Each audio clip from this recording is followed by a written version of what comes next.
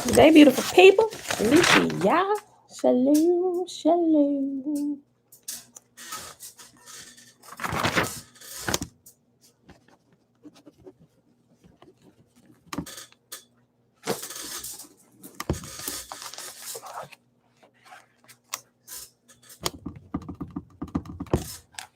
All right, beautiful people. Happy Monday. Happy Monday.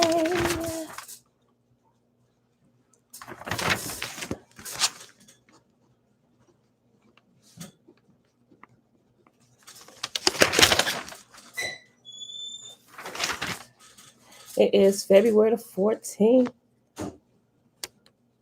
2020. Day number 31 of year 4 of reading through the books of the...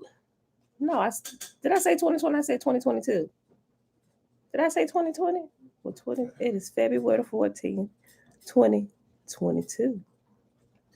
Day number 31 of year 4, reading through the books of the law and the prophets and of the 4-year consecutive day count, day 1049. Today we are reading the last chapter in the Lost Book of Enki, that is tablet 14. And then we're going to pick up where we left off at in My Big Toe, chapter 21 on page 56. And we may actually finish that chapter because this last tablet is so short. Yeah, I'm almost sure we're gonna finish it. We definitely gonna keep to our hour mark today. Shayla, Betwabu, Audrey, Shalom, Mom, Shalom, Shalom. Tiffany, happy Monday. You missed the whole weekend. Yes, you got some catching up to do. Sis. Okay, y'all. So let's go ahead and do this. Shema.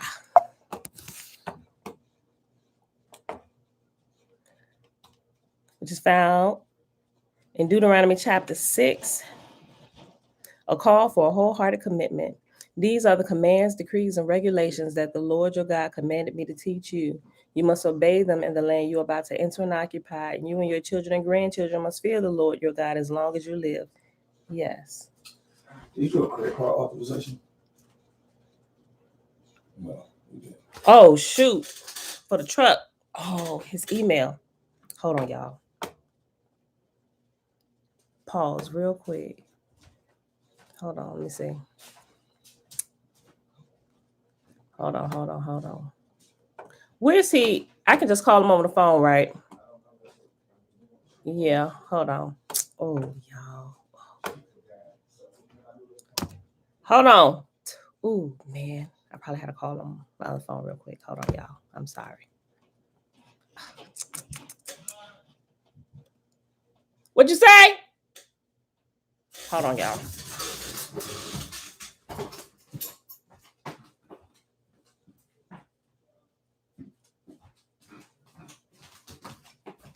Okay.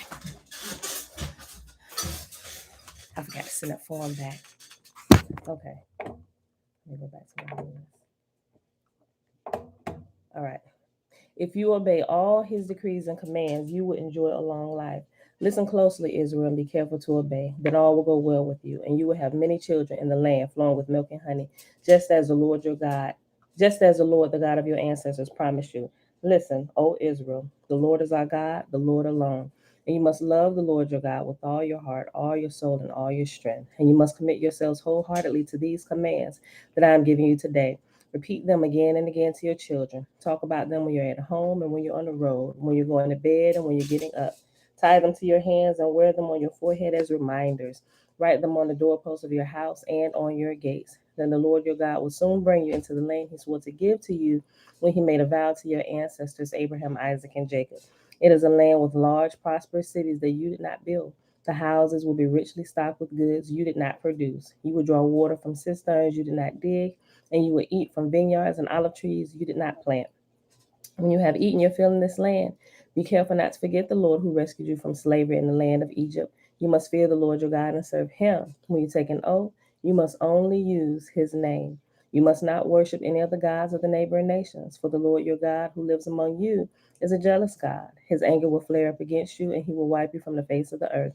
You must not test the Lord your God as you did when you complained at Massa. You must diligently obey the commands of the Lord your God, all the laws and decrees he has given you. Do what is right and good in the Lord's sight, so all will go well with you. Then you will enter and occupy the good land that the Lord swore to give to your ancestors. You will drive out all the enemies living in the land, just as the Lord said you would. Okay, y'all heard you getting it to them. In the future, your children will ask you, what is the meaning of these laws, decrees, and regulations that the Lord our God has commanded us to obey? Then you must tell them, we were Pharaoh's slaves in Egypt, but the Lord brought us out of Egypt with his strong hand. The Lord did miraculous signs and wonders before our eyes, dealing terrifying blows against Egypt and Pharaoh and all his people. He brought us out of Egypt so he could give us this land he had sworn to give to our ancestors. And the Lord our God commanded us to obey all these decrees and to fear him, so that he can continue to bless us and preserve our lives as he has done to this day. For we will be counted as righteous when we obey all these commands the Lord our God has given us. All right, beautiful people. Let's go here.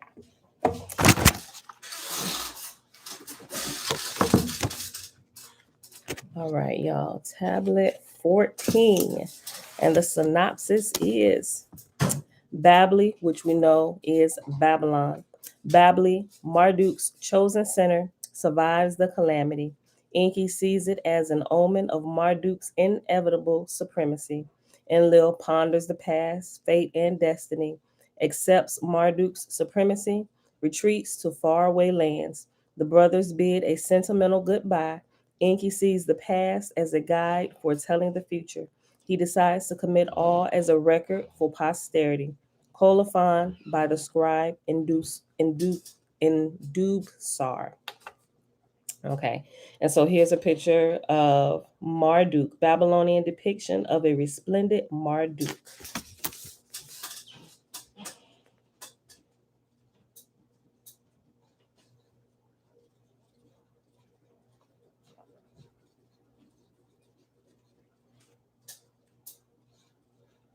Yahuwah is one. Spirit of Yah, fill us with your presence so that we glorify you in everything we do. Amen. Uncle Nathaniel, shalom, shalom. Okay, y'all, the 14th tablet. And Babli, where Marduk's supremacy declared by the evil wind was spared. All the lands of the south of Babli, the evil wind devoured. The heart of the second region it also touched.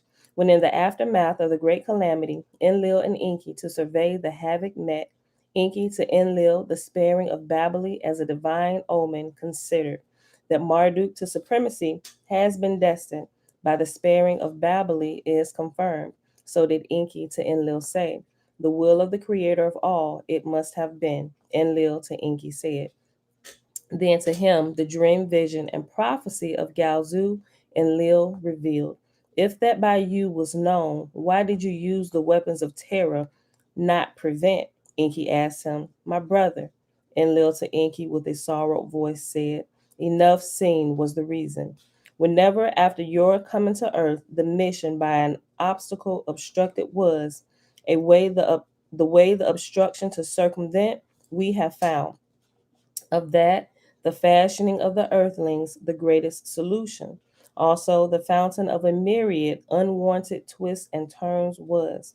When you have the celestial cycles fathomed and the constellations assigned, who in them the hands of destiny could foresee? Who could have been our chosen fates and our unbending destiny distinguished?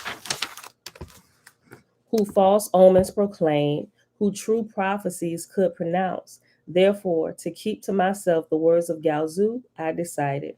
Was he truly the creator of all's emissary? Was he my hallucination? Let whatever has happened, happen. So to myself I said.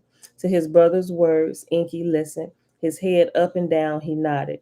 The first region is desolate. The second region is in confusion. The third region is wounded. The place of the celestial chariots is no more. That is what has happened, Enki to Enlil said. If that was the will of the creator of all, that is what of our mission to earth remained. By the ambitions of Marduk was the seed sown. What the crop resulted is for him to reap. So did Enlil to his brother Enki say. Then he triumphed. Then he, the triumph of Marduk, accepted. Let the rank of 50 by me for an inerta intended to Marduk instead be given. Let Marduk over the desolation in the region his supremacy declare. As for me and inerta, we will in his way no longer stand. To the lands beyond the oceans we will depart. What we had all had come for. What What we had all had come for. The mission to obtain for Nibiru goal we will complete. So did Enlil to Enki say. Dejection was in his words. With different matters have been were the weapons of terror unused, Enki his brother challenged. Should we have the words of Galzu to Nibiru not return heated? Enlil retorted. Should Earth mission been stopped when the Anunnaki mutinied? I did what I did. You did what you did. The past undone cannot become. Is not in that too a lesson? Enki asked them both. Is not what on earth happened, what on Nibiru had taken place mirrored? Is not in that tale of the past the outline of the future written? Will mankind, in our image created, our attainments and failures repeat? Enlil was silent. As he stood up to leave, Enki to him his arm extended. Let us lock arms as brothers, as comrades who together challenges on an alien planet confronted. So did Enki to his brother say, and Enlil, grasping his brother's arm, hugged him as well. Shall we meet again on Earth or on Nibiru? Enki asked. Was Galzu right that we die if we to Nibiru go? Enlil responded. Then he turned and departed. Alone was Enki left, only by the thoughts of his heart he was accompanied. How it all began and how it thus far ended, he sat and pondered. Was it all destined, or was it fate by this, that, and that decision fashioned? If heaven and earth, by cycles within cycles regulated, what had happened will again occur. What had happened will again occur. Is the past the future? Will the earthlings, the Anunnaki, emulate? Will Earth relive Nibiru? Will he, the first to survive, the last to leave be? Besieged by thoughts, Enki a decision made. All the events, decisions, starting with Nibiru to this day on earth, to put in a record, a guide to future generations to become. Let posterity, at a time by destiny designated, the record read, the past remember, the future as prophecy understand. Let the future of the past the judge be. These are the words of Enki, firstborn of Anu of Nibiru. 14th tablet, the words of the Lord Enki, written from the mouth of the great Lord Enki, not one word missed, not one word added, by the master scribe in Dubsar, a man of Eridu, son of Udbar, by the Lord Enki, with long life I have been blessed. And that, my beautiful people, is the end of the 14th tablet and the end of the Lost Book of Enki. What comes next is actually the glossary. I was debating whether if I was going to read it or not, but I think now I think we understand what all of these words are just by reading through it. So I don't think I will unless y'all want to hear it. It's a few pages of all the different names of all the Anunnaki and Ijiji and the names of the places and the things that they named. Creator of all, the universal cosmic God. That's the definition. And that's who we refer to as the God of all, right? Yeah. What y'all think? Y'all want to hear the glossary? Or y'all want to just move into my big toe? It really is just the names of everybody, giving you the description of who they were. It's up to y'all. I mean, we read through it while we was reading it, but if y'all actually want to hear it from A to Z, I'll read it to y'all. First answer Wednesday. No. Okay. All right. Because if you were here, they when the name or the thing was first presented, it always gives you what the definition of who they were. So it would literally be reading through it all a second time. Okay. All right. So my big toe. Look, maybe it is, maybe it isn't, right? So what is Marduk's reign called, right? The constellation. What is his reign called? Like which animal is his? I just thought this was pretty cool. Anybody remember the animal from the constellation? Shayla, yes and no for me as well. Yeah, I figured I'd ask. I didn't want to, if somebody really wanted to hear it, I didn't want to cheat y'all just in case they didn't have the book. But if you were here the whole time, you would have heard all of them anyway. Anybody remember what Marduk's animal was in the constellation? If y'all forgot, think about who won the Super Bowl last night. I thought that was pretty cool. I was like, coincidence? I don't know. Things always seem to line up. Lion, Trina. The Lions didn't go to the Super Bowl last night. It was the Rams. The Rams won. Marduk's rule is called the ruling or the age of the ram. Yep, Aries, right? I know. I'm an Aries baby. Ram. Okay, y'all. So, chapter 21 of My Big Toe, and we paused on page 156. It will be important to maintain solidity and balance as the cultural ground shifts and shakes beneath you. It is also important to filter out the truth from the inedible cacophony of conflicting concepts to which everyone is about to be exposed in the coming cultural implosion, a spinoff of the information computer networking revolution. To achieve the most efficient personal evolution and growth, you must find an optimal synthesis. I'm sorry, y'all. Hold on. This, hold on. Trini was gonna say the bull. Hold on. Enlil was the bull. Enki was the lion. Marduk was the ram. I'm sorry, I had to adjust this. My cord was under my laptop, and I keep shaking it. Okay. Global African Shalom. What book am I reading from? Well, we just finished reading the tablets from the Lost Book of Enki. I'm not sure how long you've been here, how many days, but we read this simply because in my studies I found out that there's a lot of stuff from our Holy Bible that seems to have been derived from this more ancient text. And this is actually a translation of some ancient Sumerian texts that are probably the oldest texts, and they were written in cuneiform, right? But they translated this. It's like 5,000 years older than any translations of the Bible or the Hebrew. And Hebrew is not like, although Hebrew is an ancient language, Hebrew is derived from a Sumerian language. I found that out. It's crazy. So that's why we read this, and we found out as we were reading this, a lot of the stories that we find in the Bible, especially in the Torah, the Old Testament, it has been taken from more ancient texts, the Sumerian text. And that's what this is. The Lost Book of Enki is the English translation of those Sumerian texts, and it's 14 tablets. And so we were just sitting here going through, it was like, okay, so if they tell us the Sumerian texts are myths and legends, what do we do now about the Holy Bible? Because we can clearly see that a lot of these stories from starting at Genesis, the very first chapter, have been taken from these more ancient Sumerian texts, literally almost word for word, and they simply change the names, right? So we just putting everything out on the table. We separating truth from error, because if you say this is not true, but this is true, that leaves us with a little bit of imbalance, because if we now find that this has been taken from what you said is a myth, we got problems, right?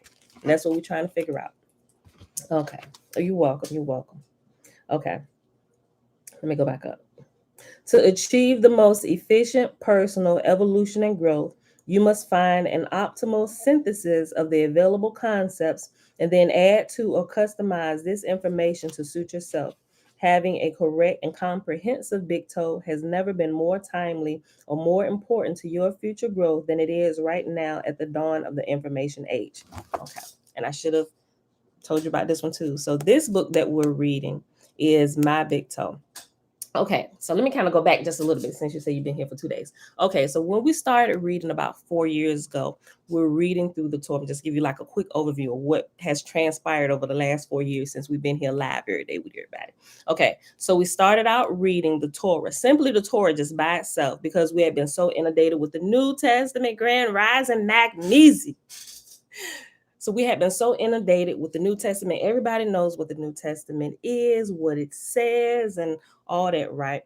But I went through a time period where Yah was leading me. He said, spend time in the Old Testament, spend time there. So that's what I began to do a few years before I started doing this live in November 2018. So for like since 2013, I had been reading through the Old Testament and reading through the Old Testament over and over and over. And when I get to the end of it, he says, start again. And I read it over and over. And then I get to Malachi and start it over again. But the more I began to read it, things began to pop out to me. And I'm like, wait a minute. And then I began to flip over to the New Testament and going back to those proof texts that you normally get. Oh, well, Jesus was foretold back here in the Old Testament. I'm like, wait a minute, that's a lie, because the translation or the understanding or the fulfillment of that particular prophecy actually still happened back here in the Old Testament. Every single time they called it out, you know. So those things began to, I'm like, okay, wait a minute, what's going on? We're trying to bring some balance here. So we just began to read. I was like, okay, if you guys want to study buddy, if you don't have the time to read through it, I'm gonna just come up here and I'm gonna read the Old Testament out loud. You can join in if you want, you don't have to, right?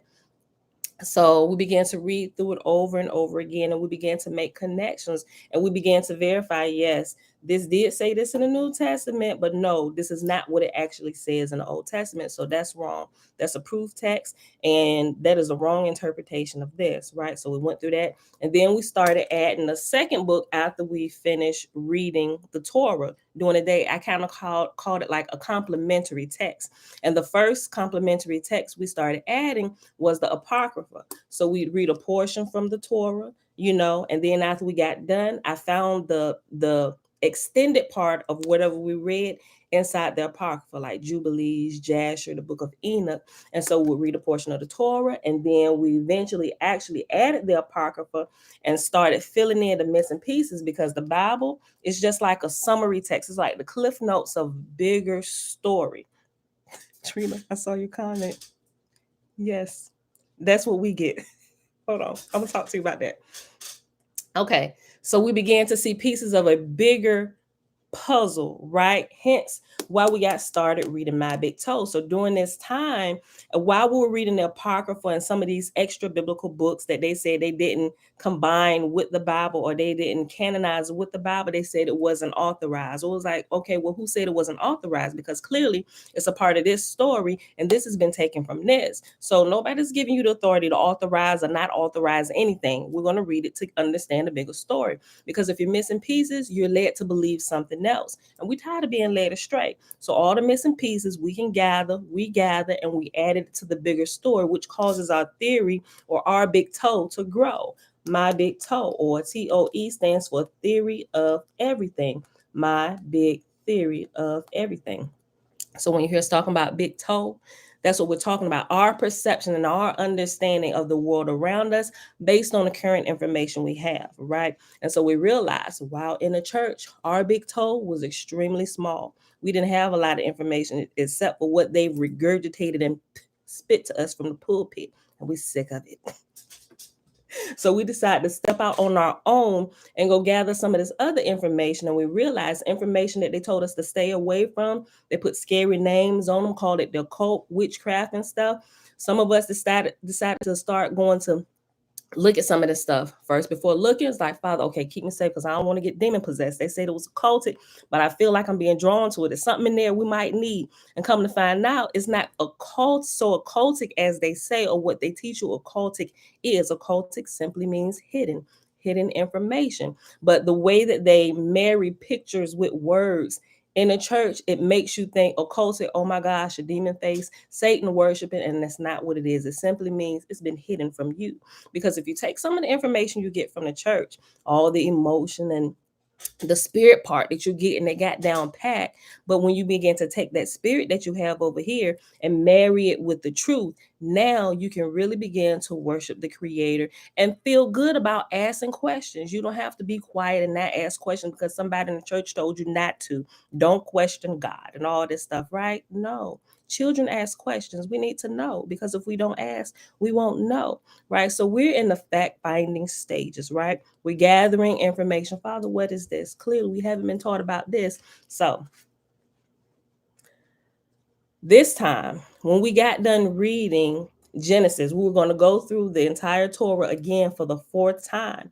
When we finished reading Genesis this time, I had gathered so much information and had started looking into this ancient Sumerian text. I was like, y'all, we have to read this. It's like expanding more on the Genesis story, even going through out a little bit of Exodus.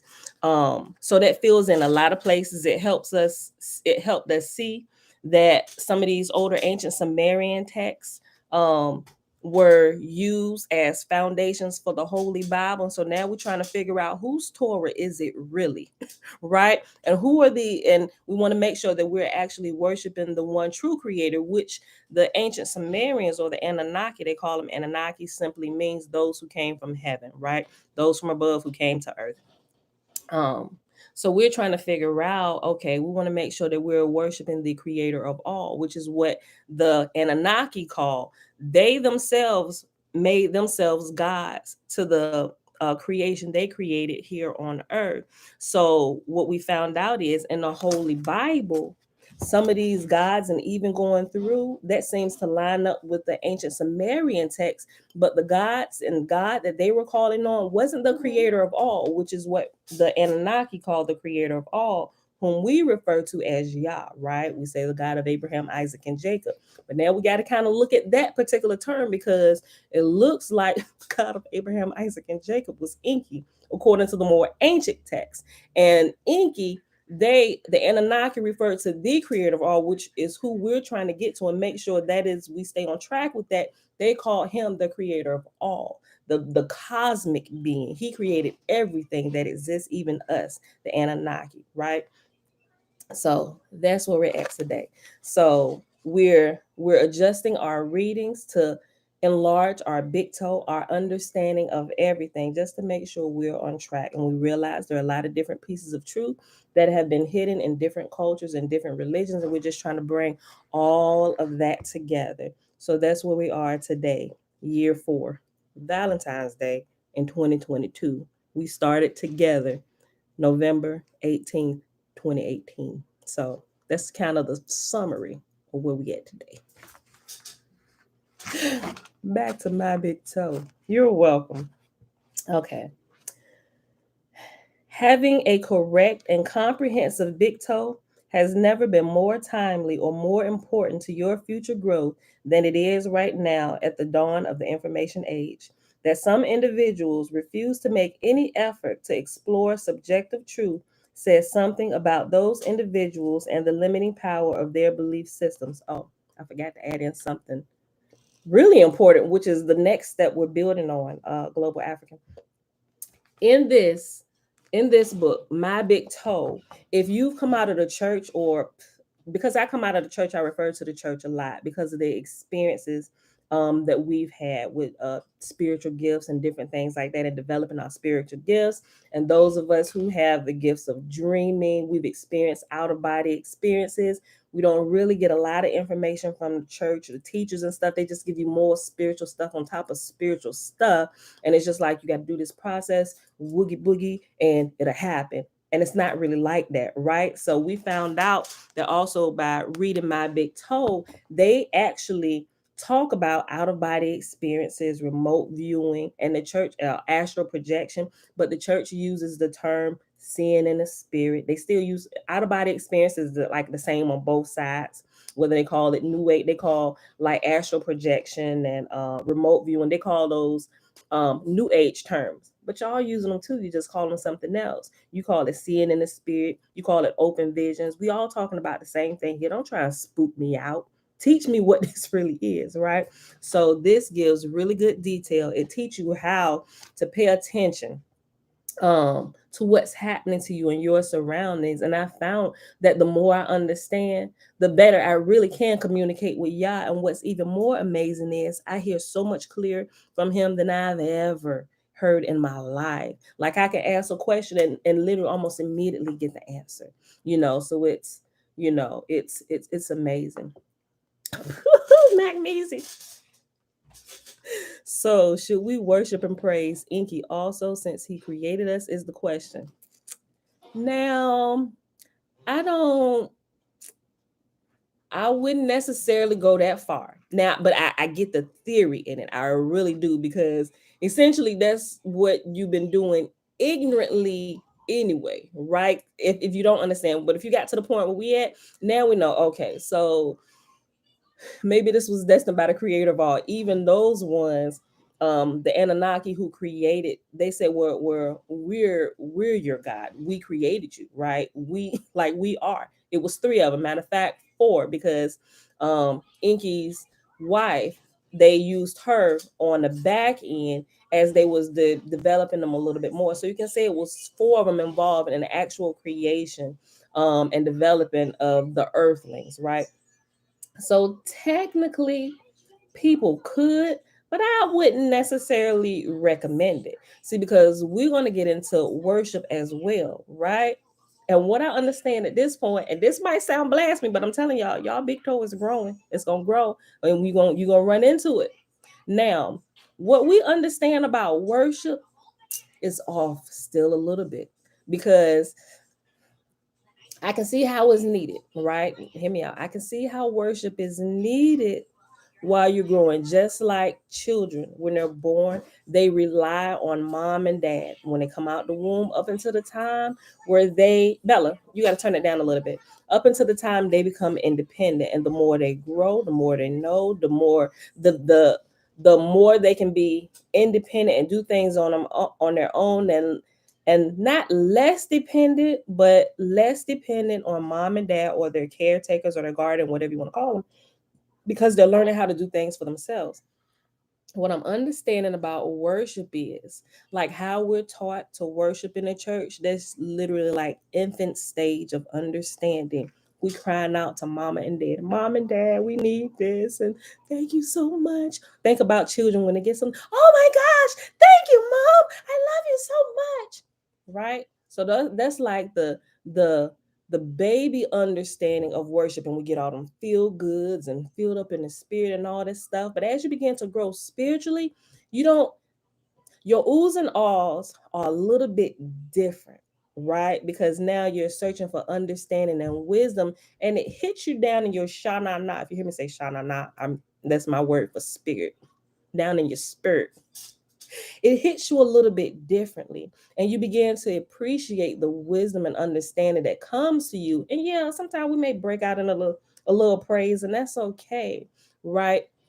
But worship, as I'm beginning to understand it, it's it's not different. I think it's a more mature understanding of worship, right? So, but we're gonna, let me see, as we begin to understand who the creator of all is, he's not really getting any joy. Let me just put it in my words. He's not really getting any joy from us doing all these, having all these praise breaks and singing him songs. He's not really getting any kind of joy from that. His joy comes in seeing you develop, and not so much always hollering and crying out to him and asking him for things, when everything that he has given us and everything that we need, he has put it on the inside of us, and we have to develop it, right? So all these, not saying that you shouldn't pray in the spirit and all this stuff, because I still do. It's needed. It's needful for your growth and for your understanding, to help you focus. He takes joy in us growing up and becoming mature. And like in the New Testament, I think it's I forget. I want to say it's Third John. I might be wrong, but I think it's Third John. It says, well, um, who is it? I want to say it was use I be screwing up the name, but anyway, he said, I take, there is no joy greater than knowing that my children are growing, right? But that, though, I just kind of summed that up, but it's in Third John. I'm gonna post it because I didn't just screw that all up.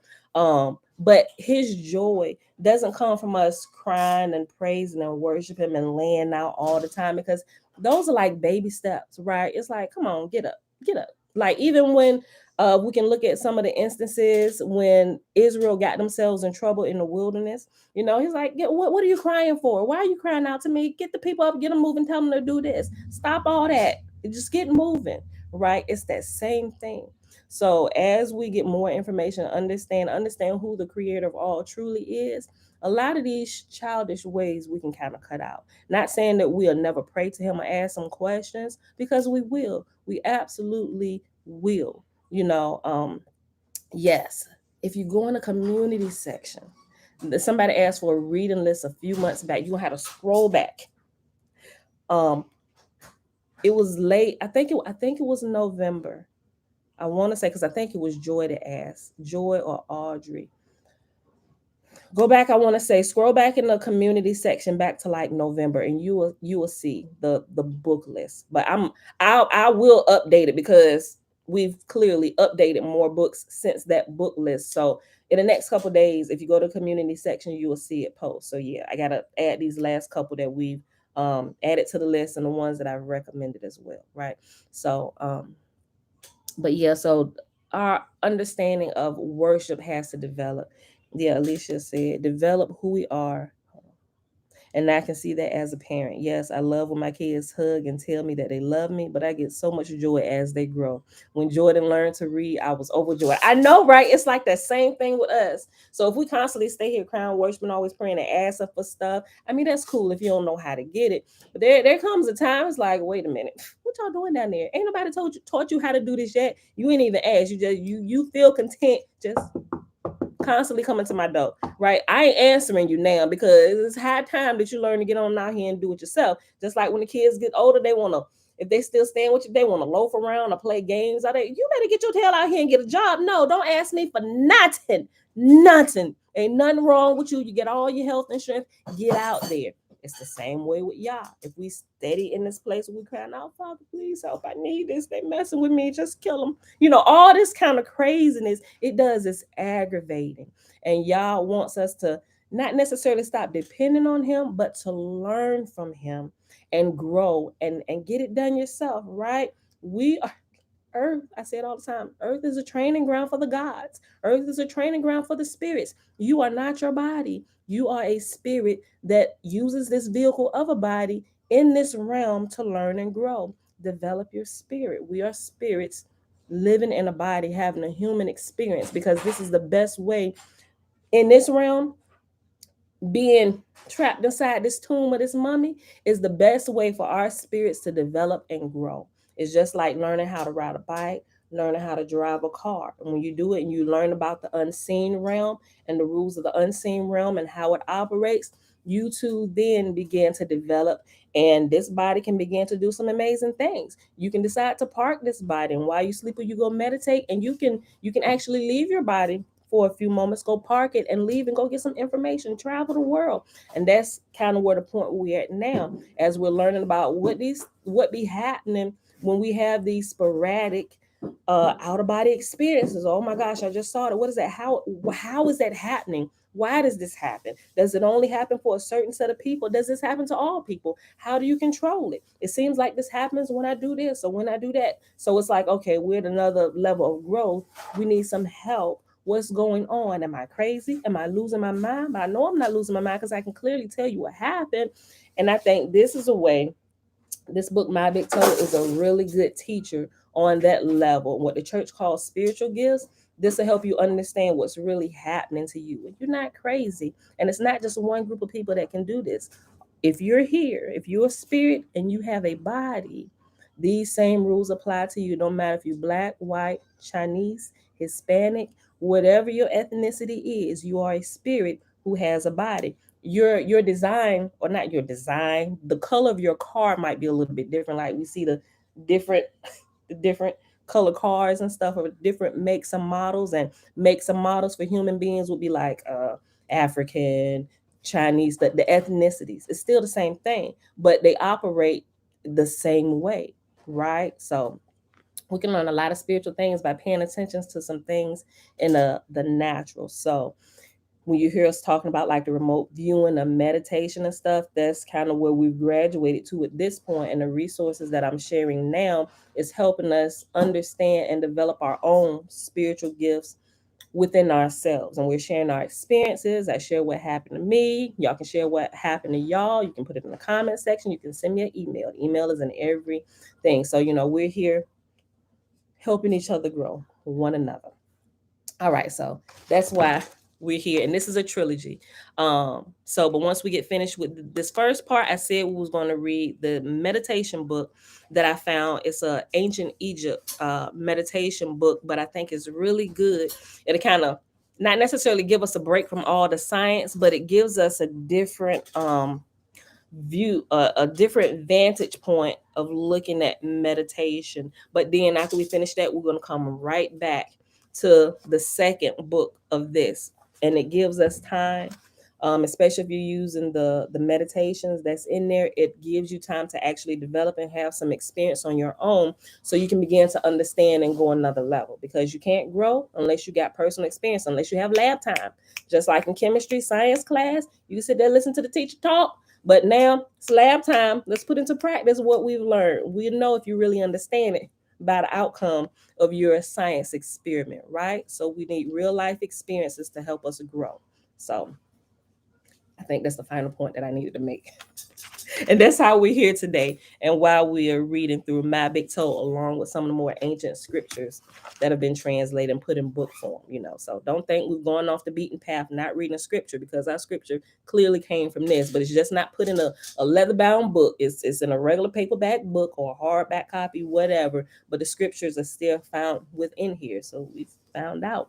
And the next one that we're actually starting to read tomorrow is it's more of the different tablets, but it's called the Complete Anunnaki Bible. So you will, as we start reading through that, you will see some of the other places in scripture where things have been taken from this more ancient cuneiform Sumerian text. Right. So that's what we at. Okay. Having a correct and comprehensive big toe has never been more timely or more important to your future growth than it is right now at the dawn of the information age. That some individuals refuse to make any effort to explore subjective truth. All right. That some individuals refuse to make any effort to explore subjective truth says something about those individuals and the limiting power of their belief systems. Is Jeremiah with you? Is Jeremiah going with you? Okay. All right. Those who seriously take up the challenge of exploring reality and growing their awareness rarely come home empty-headed. They inevitably find a greater reality beyond objective physical matter reality, and it is almost always worth far more to them than a considerable effort required to access it. Again, the proof of the usefulness and quality of any pudding you cook up is in the tasting, evaluating, experiencing, and sharing the results of that particular batch of pudding. You can start anywhere. Be skeptical, be open minded, and demand measurable, objective results after a reasonable effort. If there are no obvious, measurable results, try a different recipe, assess the results, adjust the recipe, and go make some more. Slightly better pudding. Repeat the cycle continually. Before long, you will be winning prizes at the county fair for the quality of your consciousness. Hold on, I think I missed somebody's question. Hold on.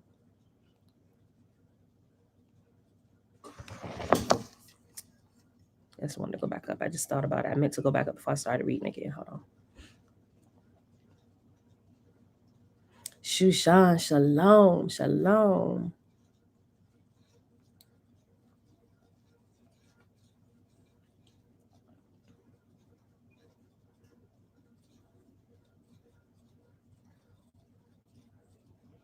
Okay.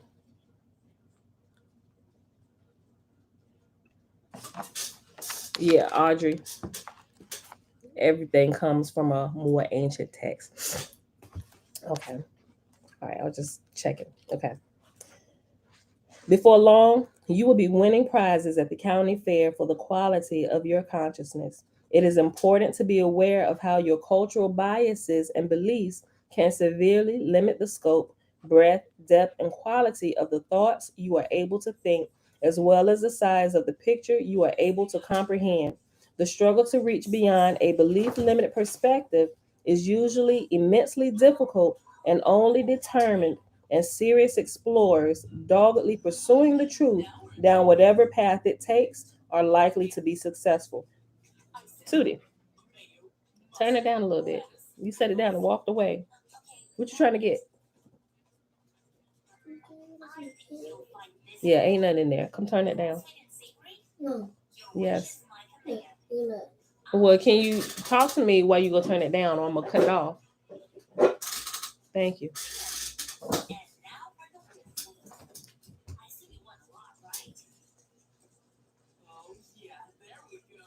Okay, thank you.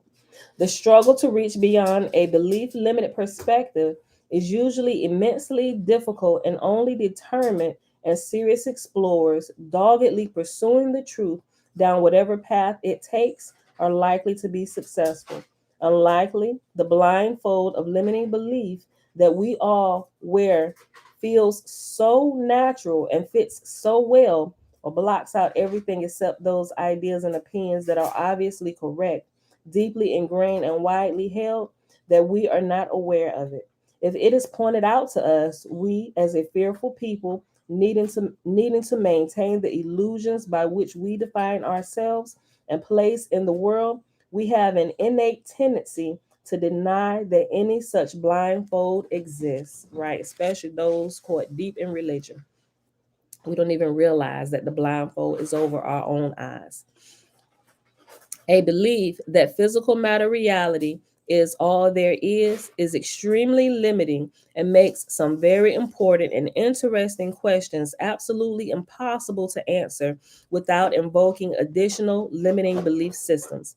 The argument between science and belief, a more general version of the argument between science and religion, is a self energizing, endless loop of non logic bouncing uselessly an endless debate back and forth from one limiting belief to another. The illogical excess of each create the rational necessity for the other. These arguments violate the rule of rationality by forming a perpetual wasted motion machine within a logical black hole. Campbell's third law of no motion, otherwise known as the law of inaction reaction, accurately describes these arguments. For every irrational rationalization, there exists an equal but opposite irrational rationalization. Certainly, most religions do not believe that PMR, physical matter reality, remember, physical matter reality is us here in this realm. Non physical matter reality is what we call the spiritual realm, okay? Certainly, most religions do not believe that physical matter reality is all there is, and religion, as well as science, is a significant part of our cultural heritage.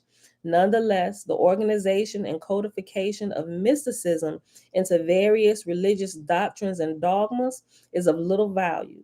That we as a culture permit a limited and narrowly focused mysticism, various religious dogmas, to coexist and blend with our scientific dogma serves only to confuse, distort, and restrict our ability to deal with the real issue of consciousness quality.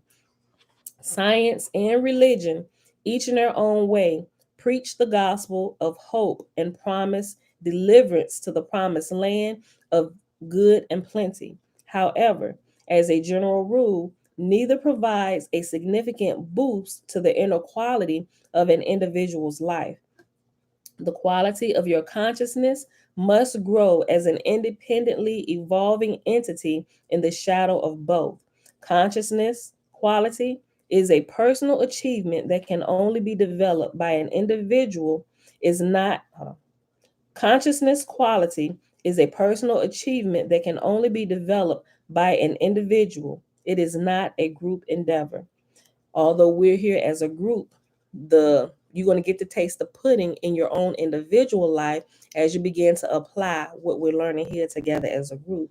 If you don't take the time to individually grow after we depart as a group, like people going to church all the time, if whatever you do in your private time will begin to show outwardly. So if you're just coming to church or just coming to the group discussions and stuff, but you don't actually begin to practice what you're learning, your growth will be stunted, right? And there will be no growth. And you're going to constantly have questions. You're going to constantly you're going to be, not that you shouldn't ask questions, because you should, but your questions shouldn't always be the same. If your questions are the same, we can tell that you're not growing. Hey, we passed that mark last year. Why are you still asking those questions? Are you not doing the homework? The homework, or your personal individual study, life, experiment, tasting the pudding at home will help you develop when we are apart. And we just coming together to share what we've learned and continue our growth, and just to add to one another and take it up another level, right? The quality of your consciousness must grow as an independently evolving entity in the shadow of both. Consciousness quality is a personal achievement that can only be developed by an individual. It is not a group endeavor. It has absolutely nothing to do with creed, dogma, or belief. An individual's quality cannot be increased one single iota by any belief, or by accumulating information about anything, or by doing good deeds that are not properly motivated, or by talking to others or reading books. Again, I seek your indulgence. As horses must remain in front of carts, logical progression must take the time to develop their logical one step at a time. I'm sorry. It's logic, not logical. Let me read the whole sentence again. Again, I seek your indulgence. As horses must remain in front of carts, logical progressions must take the time to develop their logic one step at a time. The concept of consciousness quality and its relationship to spiritual quality will firm up later when it is more precisely described and given a technical definition. In the meantime, let me say this: spiritual growth, personal growth, improving the quality improving the quality of your consciousness, evolving your being, increasing your capacity to love, and decreasing the entropy of your consciousness are all essentially synonymous and equivalent. Many readers have a good idea, or at least think they do, about what these terms mean, but there are some who are not sure at all, and some of those are now becoming a little worried. This is as it should be. Properly skeptical minds need logical clarity. Establishing logical scientific connections that interrelate physics, spirituality, consciousness, and love is not as goofy or impossible as it appears. In fact, it is something that a comprehensive big toe must necessarily accomplish. Hang in there with me. These ideas are more logical and more rational than you might guess. Do not misunderstand me. I am not denigrating the potential spiritual quality that can be found within religion by individual seekers of truth. When I use the word religion here, I am speaking only of institutionalized dogma or organized religion, which represents how the great majority of people are connected to religion. There are individuals and organizations that flourish outside of this generality, and it is highly likely that you count yourself and your associations to be among them. It is not a simple fact that other people are usually the ones who don't get it, and that the phrase great majority of people usually does not include you. Do you not find it logically intriguing that the great majority of people feel rather strongly that they cannot be grouped with the great majority of people? We humans are generally as aware of our individuality as we are blind to our conformity. That is our nature. The unquestionable truth of the bold sentence above should give other people a logical loophole big enough to squeeze through in order to get back into their personal comfort zone. Lex G, Divine Rising. Really? Your old man put me on my channel? Bless ya. Thanks. Okay. There are those few who, after subtracting organization, socialization, status, tradition, habit, dogma, creed, ritual, and belief from their religion, still have something left over that is very significant. For these people, religion is a personal spiritual experience that enables them to evolve the quality of their consciousness as effectively as any other spiritual path. That they choose to integrate this honest spiritual experience within some traditional religious setting merely represents the individual path they have chosen. There is no intrinsic benefit or penalty in doing so. All paths have benefits and challenges. Contrary to popular belief, I do not condemn belief and dogma as useless and harmful merely because they are illogical and unnecessary. Much of what we do every day, particularly our habitual activities, is illogical and unnecessary. Inefficiency is not a crime. If it were, we would all be in jail. Condemnation typically flows from arrogance and is not likely to be a part of a helpful process, nor is it likely to be a good technique for fostering understanding or improving communication. This trilogy is about being helpful, improving understanding, and reducing ego and arrogance. Be careful not to jump to conclusions. I welcome you to walk your dogma in my neighborhood as long as you clean up after it and keep it under control. Don't let it bite, harass, or intimidate anyone. Make sure it does not dig in our gardens, kill our flowers, bushes, or children, or leave piles of poop in our yards. Finally, do not allow it to terrorize or bully the many vulnerable critters and beings that peacefully live and play in the surrounding environment. If you are a responsible owner of a friendly dogma, you and your dogma are welcome in my neighborhood anytime. Yo, that is so good. I'm gonna repost that. I'm gonna reread it. I should put that in our about to section. That's what I think I'm gonna do. I'm gonna update my about section on the Facebook page and the on YouTube. When you click on the about, I'm gonna put this. Be careful not to jump to conclusions. I welcome you to walk your dogma in my neighborhood as long as you clean up after it and keep it under control. Don't let it bite, harass, or intimidate anyone. Make sure it does not dig in our gardens, kill our flowers, bushes, or children, or leave piles of poop in our yards. Finally, do not allow it to terrorize or bully the many vulnerable critters and beings that peacefully live and play in the surrounding environment. If you are a responsible owner of a friendly dogma, you and your dogma are welcome in my neighborhood anytime, right? And that can be kind of broken down because people who come, some people come and stay, some people just pass through.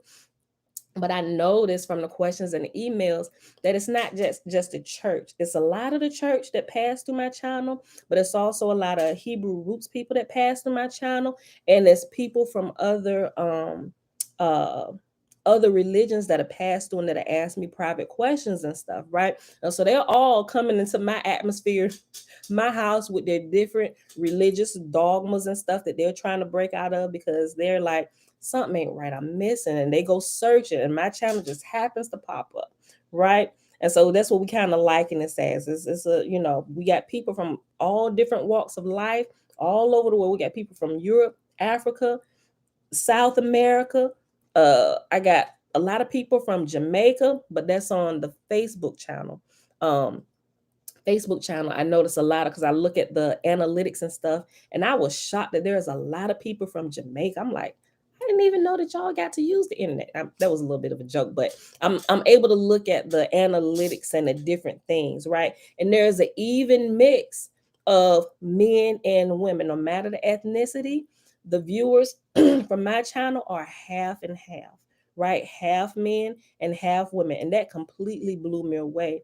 I learned something from one of my pastors while I was still in church. I don't throw the baby out with the bathwater, but I learned how to look at balance. If you have more men in a church than women, there's an imbalance somewhere. If there's more women, if it's not like a men's meeting or a women's meeting, if it's like the regular meetings, if there's a imbalance of the sexes, there's an imbalance somewhere in the teaching, right? And it should be good for all, unless you're like specialization for like the women or the men, then clearly it'll be more women there, right?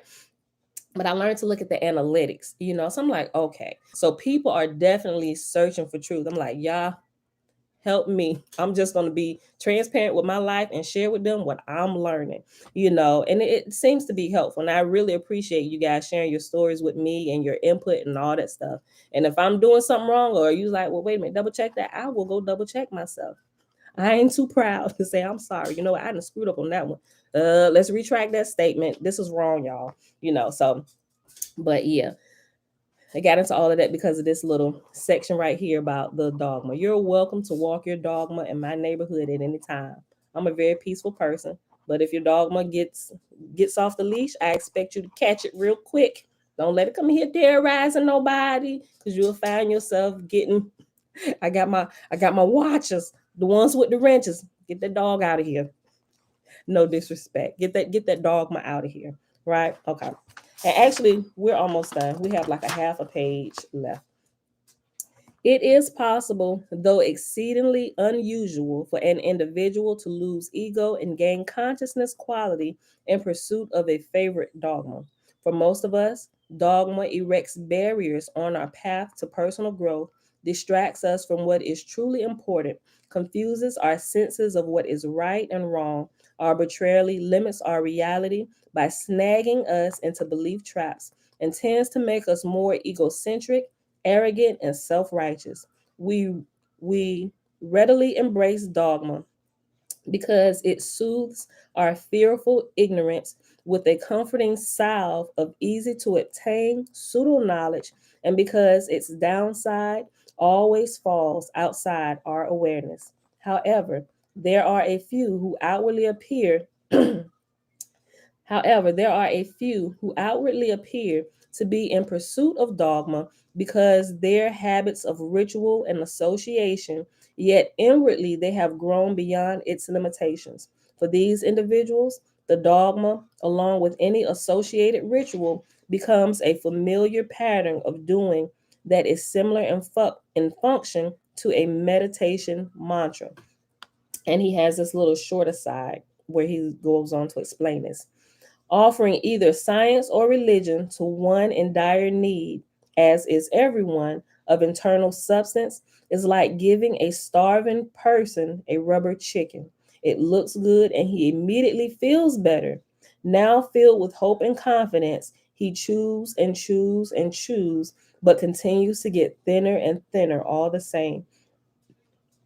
If his preoccupation with and his belief in the nutritional value of the rubber chicken prevents him from procuring real food, the situation becomes worse. Linda, morning. That some real food may be securely hidden within the rubber chicken only makes the situation more pathetic. He can smell it, but doesn't know how to get access to it. The hungrier the man gets, the more he becomes fixated on the rubber chicken, and the less capable he is of eventually figuring out the puzzle. He eventually dies of starvation, forever grateful to the great benevolent. I'm getting tongue tied. Hold on. He eventually dies of starvation, forever grateful to the great benevolence that provided him the precious gift of hope in the form of a wonderful rubber chicken. Ain't that crazy? You just thankful for the hope, but you didn't fill your belly yet and you died. So what was the point of all that? You just wasted time. That hope was foolishness, right? We are, it seems, like the citizens of Flatland. Did y'all go get that book yet? I didn't open it back up, but that was one of the references. I gave the link for it. Right. So if you read Flatland within the last couple of days, you know, you'll probably get what the citizens are like there. Okay. We are, it seems, like the citizens of Flatland, imaginary inhabitants of a two-dimensional reality who cannot understand the connection between solid geometry and their stomachs. They had to go inside through themselves to begin what was, for them, a mystical and metaphysical journey toward an understanding of the third dimension. We need to make a similar journey to understand the larger reality. They had to transcend their beliefs, which were born out of their objective experience within their local reality and limited causal system. We need to do the same. They found the reality of the third dimension through subjective experience combined with careful scientific reasoning, not by dedication to dogma, old or new religious, cultural, scientific, or personal. We need to do the same. Some things cannot be comprehended from or conversely translated to the perspective with which we beings, seemingly trapped in this physical matter reality, have to work. If this journey to understand reality appears mystical and metaphysical to us, that is an artifact of our perceptual limitations and small space time perspective, not a condemnation of the realness of our vision. Solid geometry and the third dimension are real, even though they exist beyond the comprehension of belief limited flatlanders stuck in their logical, objective causality. Our ignorance does not impose limits on the larger reality, only upon our understanding of it. And that, my beautiful people, is the reading for today. That was good. I'm gonna read that again. Our ignorance does not impose limits on the larger reality, only upon our understanding of it. Whew. That's a whole sermon in itself. All right, beautiful people. So that is our reading for today. Tomorrow we will start chapter 22, which is entitled The Right Attitude and My Big Toe. Also, did I take it upstairs? I took it upstairs because I was reading through it. The Anunnaki Bible. We're going to start that tomorrow with the introduction. The preface, remember, we always read through all the preface and all the introductions. So we're going to be in that for a couple days till we actually get to the first tablet in tablet A, which is a it almost seems like a continuation to give more details of what we learned here, right? And then it's going to go through a lot of different stuff. So, but remember, I said, like, when we just read through Enki, we did a tablet a day. We're not going to do that with the Anunnaki Bible because those tablets are extremely longer. And because I'm trying to stay within our hour time limit, we're going to read 30 minutes from those tablets. And then we're going to do the other 30 minutes, the remaining 30 minutes from My Big Toe or whatever else companion book we're reading to help us understand the overall big picture. But also within those readings, the time will probably be adjusted based on some of my experiences that I've had along the way, some funny stories I decide to include, right? Shenanigans from the family, those times can and will be adjusted, right?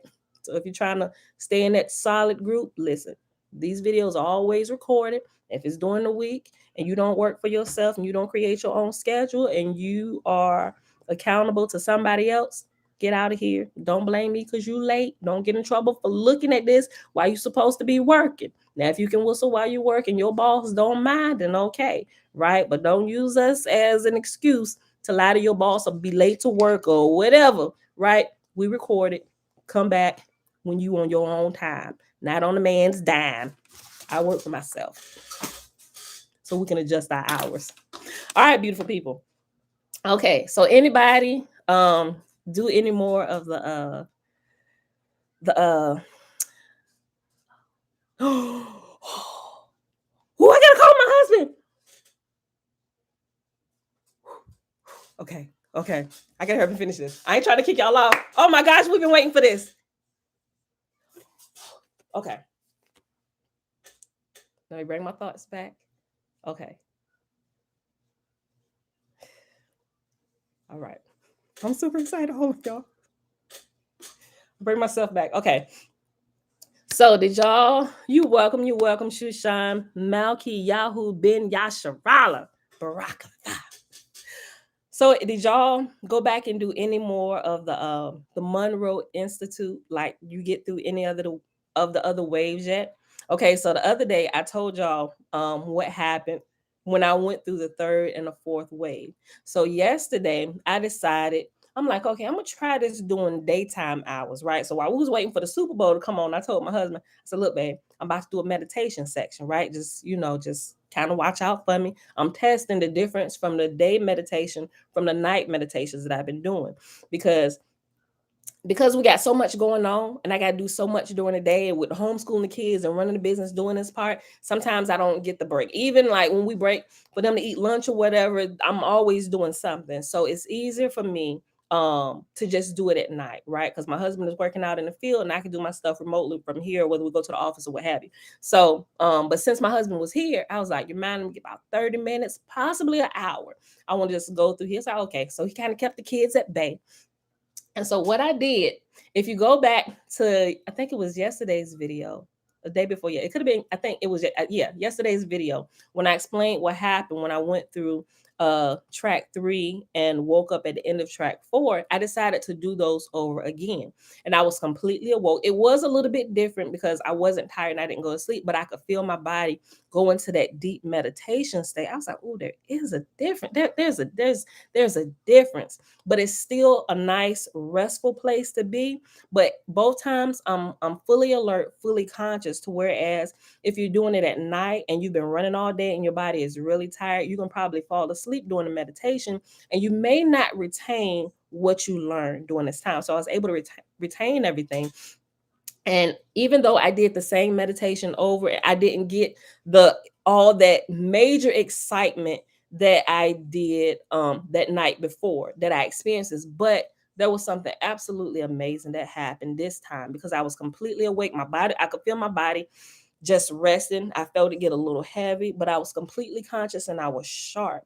But what I missed because I had fallen asleep the night before doing the meditation, so I experienced something different. There was clarity, and I didn't realize that when you get to wave 4, wave 4 is like this. It to me, it's like a healing wave, right? Well, the track is wave 1, but track 4.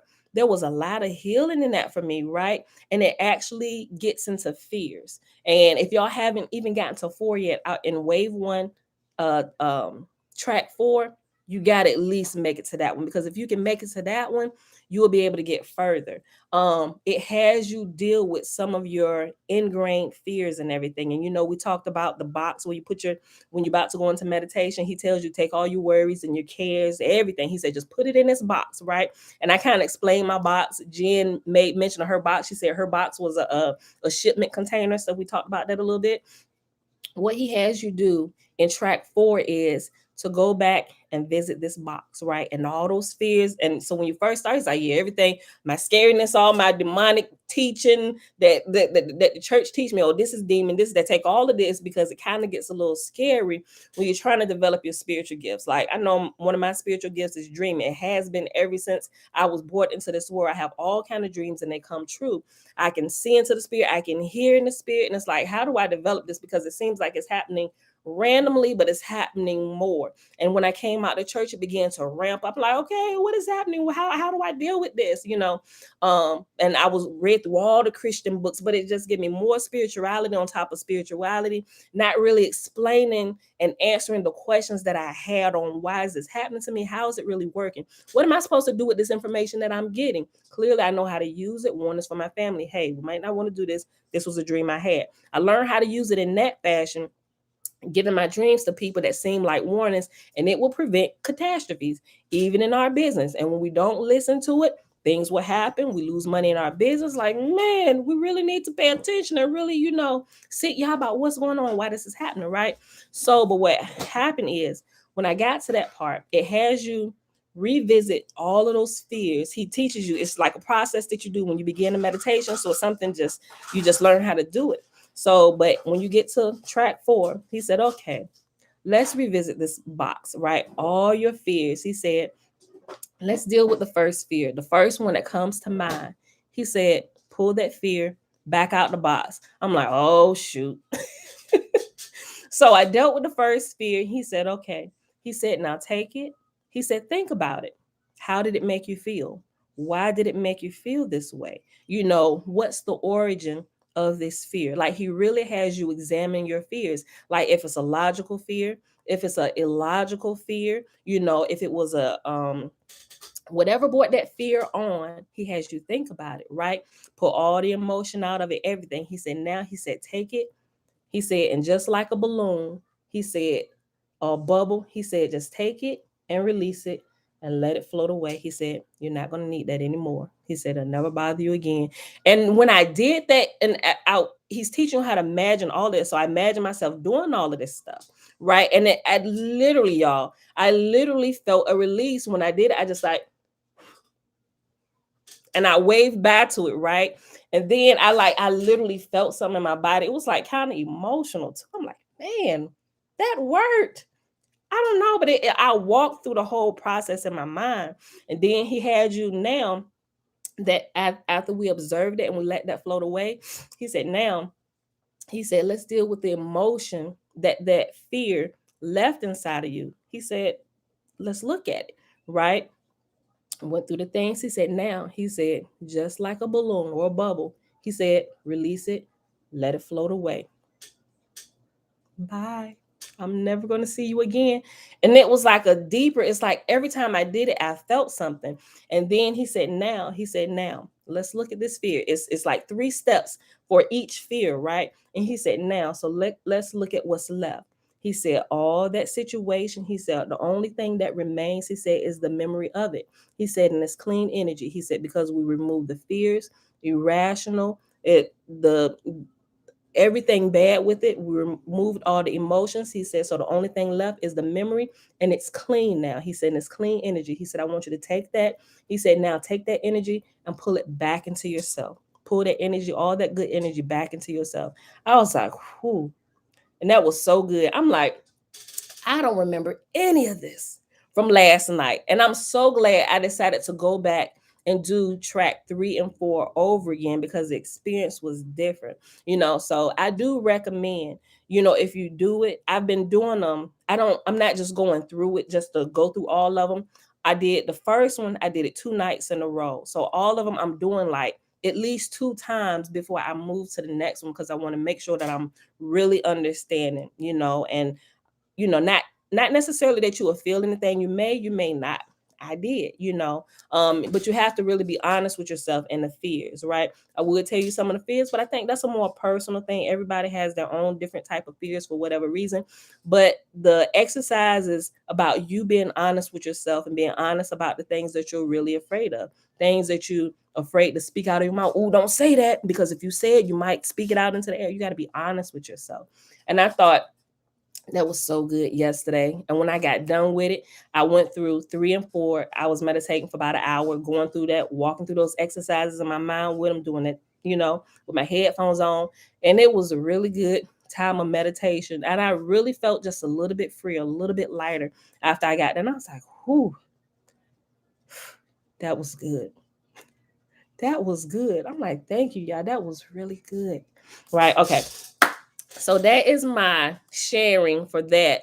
I didn't post yesterday. I said I was going to post in the community section, tracking my days, what I'm experiencing. I didn't post it yesterday because I was debating whether I'm like, man, what if somebody see my stuff? I'm like, what if they start leaving all kind of crazy comments under there? I was like, but this is something like, this is my personal meditation time. I was like, but some people might really need to see this. So if I'm transparent like I am, I was like, you know what? Everybody got something to say. I'm going to just put it up there. If people leave some crazy comments, whatever, I'll leave it. I won't even read it. I just ignore it.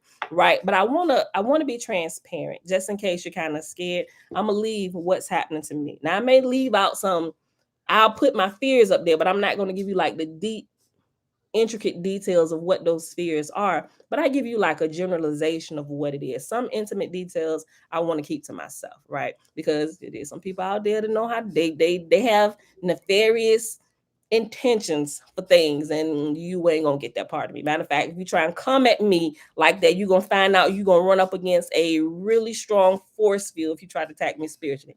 I'm just saying, I'm just putting it out there. Keep my wards up, my G. So I was thinking about all that, and if I was going to share that, because it's like a vulnerable part, but I want to be as transparent so you can see, because we're doing it together. I'm not just sitting here talking to you, telling y'all to do it, but I'm really walking through this myself, so I'm going to post that after I finish typing up my experience from yesterday, going back through track 3 and 4 from wave 1. I'll go ahead and upload it in a community section. And I think, here's what I think I do.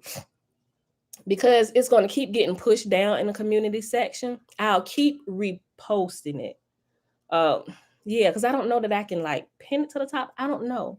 Maybe I can. I don't know. I'm gonna figure it out.